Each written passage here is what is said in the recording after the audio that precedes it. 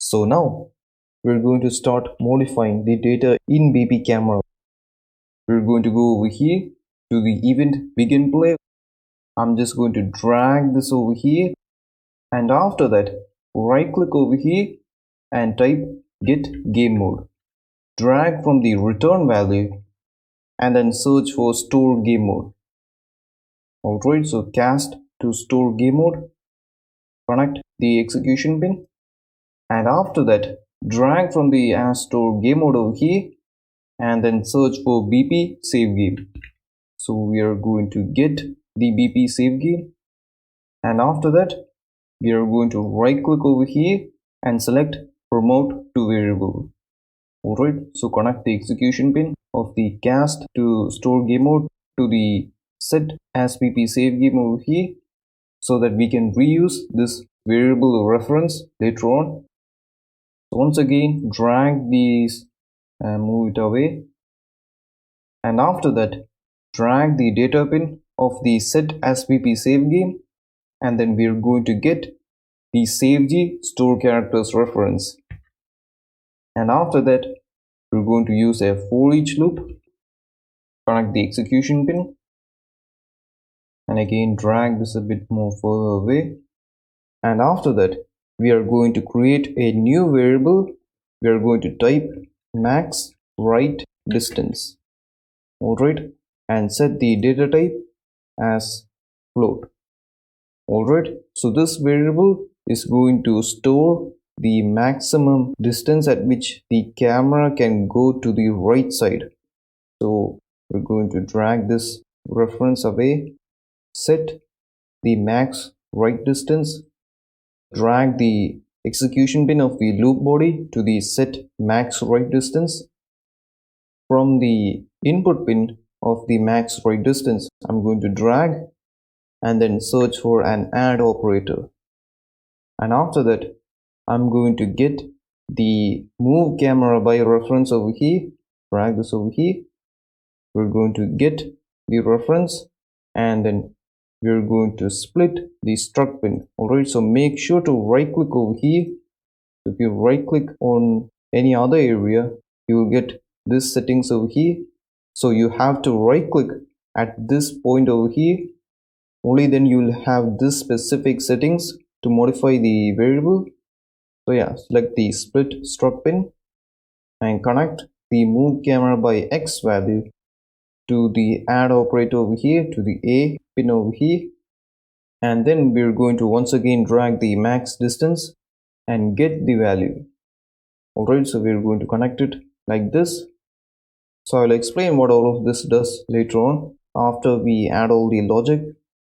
So for now just follow along, and after that I'm going to drag the completed execution pin to the box trace over here. Alright, so we can just drag this whole section of code a bit higher, or maybe we could make this a little bit more better if we just drag this whole section of logic and drag this down over here so it looks a little bit more nicer. And after we are done with this, we are just going to go over here to our write custom event.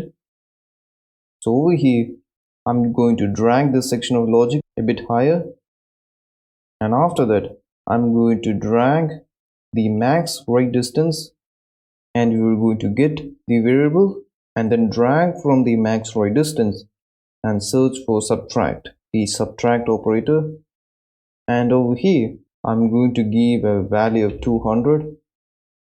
Alright, so I'll explain why we are giving a value of 200 later on. So connect the data pin to this node over here.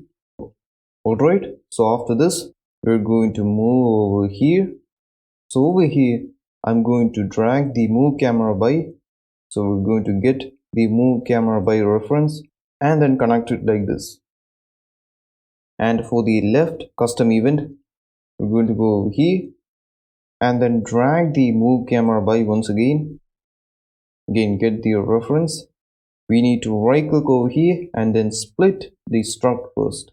And from the move camera by X value, we are going to drag this out and then search for the multiply operator.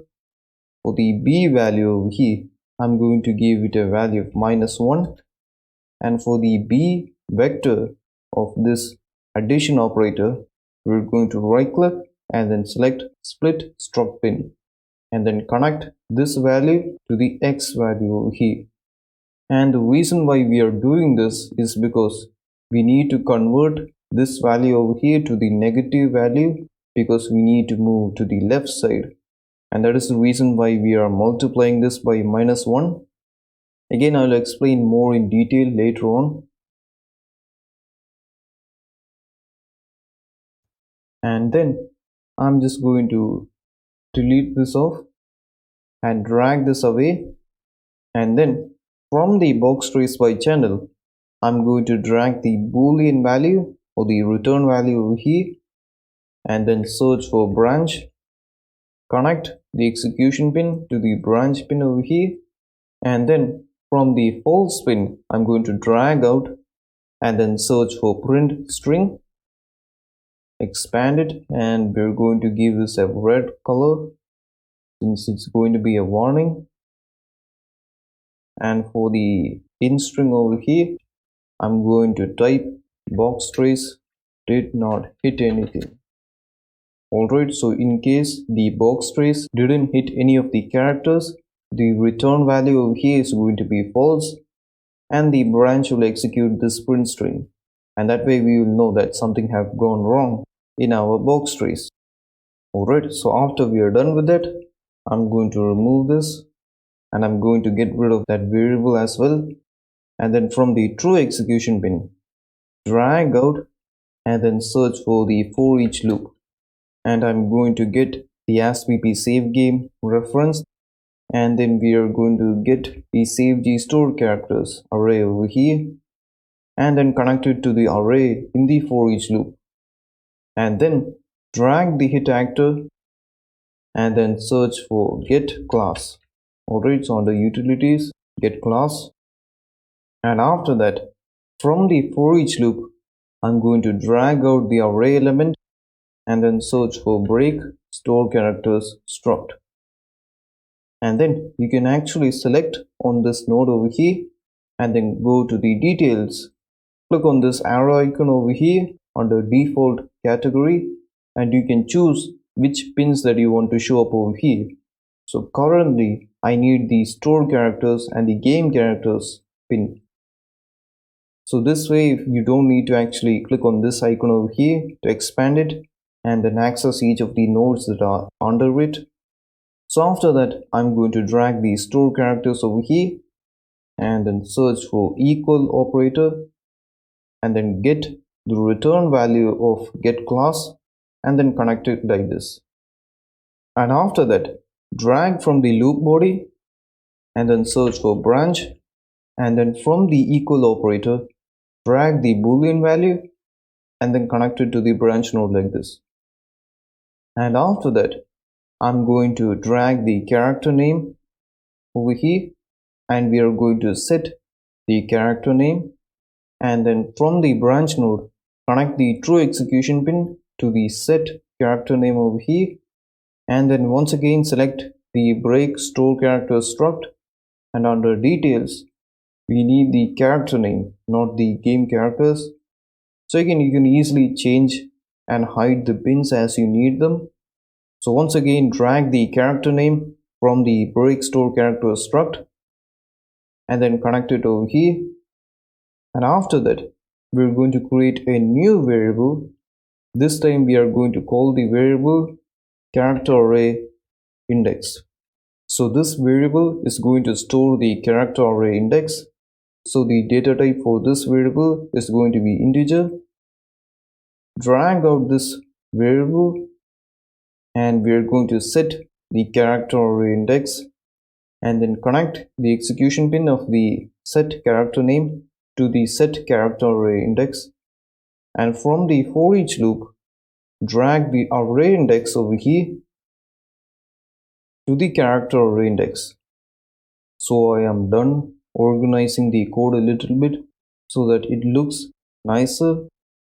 Compile this and try running this. Right click over here and it isn't moving right anymore. And you can see there's an issue. When I click on the left button, it moves a little bit more aggressively. But if I click on the right button, it's moving more smoothly. And I think I know why it's moving like that.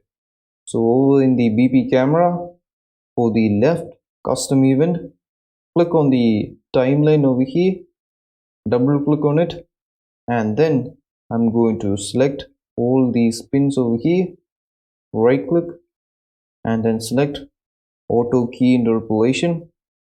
And now if I were to compile this and run this again, I think I like the way the left button moves. So I'm going to try recreating this timeline over here at timeline 0, and this timeline is the one that is being used in the right custom event over here. As you can see from here, timeline 0. So let me quickly recreate the keys over here as well.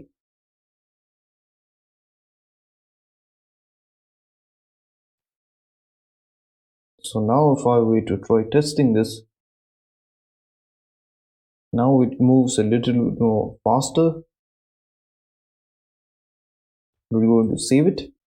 And yeah, that's it for this video. In the next part, we will be modifying and adding new logic in our store blueprint widget. So thanks for watching and see you later. Bye.